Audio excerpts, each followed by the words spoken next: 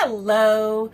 Today's Naptime Crafter is sponsored by the Non-Napper! We're trying to get a video in and Oz says absolutely not, Mom. So we're gonna just film anyways and we'll see how it goes. Yesterday I was making some paper tags for my gifts and I stumbled upon what I like to call a happy accident. So what I did was I was in the middle of making a tassel that I was going to use on a gift tag, and as inevitably happens, the thread that I was using to go around the tassel broke, and anyway, long story short, I ended up with a one-sided tassel that had not been cut on the other end, which looks adorable if you combine it. Exactly, he thinks it's adorable. If you combine it with a triangle of extra scrap paper and a wooden bead, you have the cutest little gnome tag you've ever seen. You can add little details. I added a little pom-pom here at the top of the hat. You can use extra things that you have lying around the house if you want to add decorations. These are some little mini felt pom-poms that you could add along the bottom. This is a really fun craft to do with kids, so get out your extra washi tapes that work in your Christmas colors. Get out any to-froms. What is he doing? Oh, good. He's crawled on top of something that he could fall down off of. Fantastic. Let's go down. So, oh, good. He's dropping glass things like jars. Really good. This is the multi-beads that I got from Walmart that I went through and picked out the smallest ones to use for the nose. Multicultural around here, guys. And I want to start with what you need, and then I want to tell you what you can have if you have an extra. So what you need to have is yarn. Now, if you've ever made one of these pom-pom garlands, I had an extra one that I'm ripping up to use for various beard colors, because why not have a green beard? Who cares? I mean, how cute is that? I love it. So you need the yarn, and you need at least one wooden bead per tag. So like I said before, I got the multi-bin of wooden beads from Walmart. It was not expensive. You can get it from all different places. Then you need a cutting utensil to cut your paper. So you can use a rotary or scissors. I prefer the rotary. You need a ruler or a straight edge. So I have a triangle one, or you can, whatever ruler you have. You need a spot of glue. I prefer the Gorilla Glue gel super glue. It's really, really slow moving, meaning it's not very viscous, like liquidy. Exactly. And you can just drop a little dot, and then it works like a charm for adding the eyebrows. The additional yarn is for like the eyebrows. That's what that's supposed to be, covering his little eyes.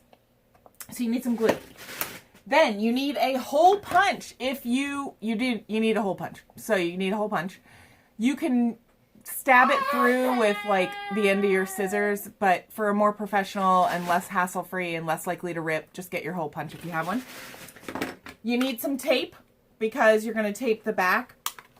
And that's really all you need. Now, if you want extras, you're going to want to have some embroidery floss or some sort of thinner thing to use to hang it. If you want to... This is going to be a good video for you guys. You can punch a hole at the top as well, and then you can add some little, like a ring, or you can add a little thing of embroidery floss to tie it. Don't use the embroidery floss for the beard, guys, because it's just not thick and bubbly enough. It doesn't create that nice looking beard. Don't do that. And then other things you can use, if you have any like that 3D foam tape, the double-sided tape, or other kind of double-sided tape, you might be able to use that instead of other tapes. It might be handy. And if you're not confident in making your own, I'm going to show you how, but they do make pom-pom makers, which I picked up for $2.50 on clearance, so that's why I bought it, because otherwise I think it was silly, but I really wanted to see what it was and what it would do, and if it really was much easier. Nope. I don't... But they do make them, so, but my way is really easy and only uses your hands, so. All right, let's get started. Spent about 5 minutes gabbing my gab. So the other thing, oh, the other thing you really need, duh, is paper. So any kind of scrap paper. You see here, this had a weird cut out of it. This has a weird cut out of it. But they're all Christmassy. Like this has a pearlescent sheen to it. And this one is a scrapbooking paper that has like kind of like woodsy kind of flowers. And then the other side's a Christmassy red. And then I had this kit of scrapbook paper that came with all these different cards in it. And I really didn't know what to use them for because one side has like lines on it. And I just wasn't sure. But I can totally use them for hats because look how cute these prints are. Adorable. So just grab like extra paper you have. You do want it to be somewhat thick, like a cardstock. Or conversely, you could actually also use like cardboard pieces if you save your packaging from inside of stuff. I actually have some not handy to show you, but some corrugated cardboard that came that was made out of plastic. Really cool. You could use that. So anyway, let's get started.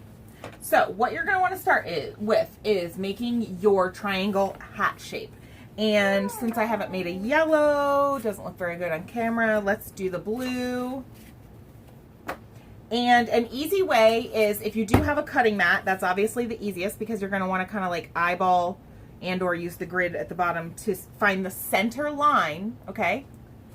And then you're going to want to use your straight edge and just go from that center line to the lower right hand corner, okay, and cut. And then from that same center line to the lower left hand corner. Or if you're not using a small card like this, you're making a triangle. So it doesn't matter what the angle is. You can make it however wide and narrow as you want. That's the cool thing about gnomes.